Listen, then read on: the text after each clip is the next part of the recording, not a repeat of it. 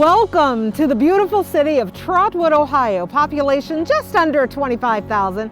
We're small, but we're mighty, and we are definitely a city on the move and a city on the grow. Our mini tour starts here, the Trotwood branch of the Dayton Metro Library. You know, it's more than books and the Dewey Decimal System these days.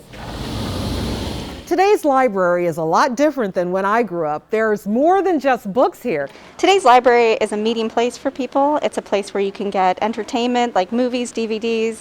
We offer programming for all ages. Take a look at the beautiful meeting spaces. And she did this piece. There's even a private study room with a fireplace and computers, lots of them. It will all become available to the public again when the pandemic ends. So tell me why it was important to remain in the city of Trotwood with this new library. We are committed to the Trotwood community. We have great relationships with the city and with the schools out here, and so the idea of leaving was not really an option. If the library is a little slow for you, perhaps dancing is more your speed. Another one of my favorite spots in Trotwood, DDW, still along East Main Street in Trotwood. This is the only dance studio in the city. The Dayton Dance Workshop's location started as the Trotwood General Store, then became the Robert Knoll Photography Studio. And we found bottles from the general store. So Tamiko, I know this is a family affair, and in fact, a couple of your kids are here right now. Can we go back and see what they're doing? Yes, let's go back. Tamiko's son Thomas performs all over the world with his family's Grammy Award-winning R&B group, Zap. Now he's back at home in Trotwood signing groups to his label, teaching and performing with DDW and the Superstar Media Group. Let's slow it down a bit. Welcome to JWs Wine Cellar, one of my favorite places. Come on in. Hello. Hello. How are you both? Great, thank you. Good. Jake and Linda Wells have been in business here for 5 years.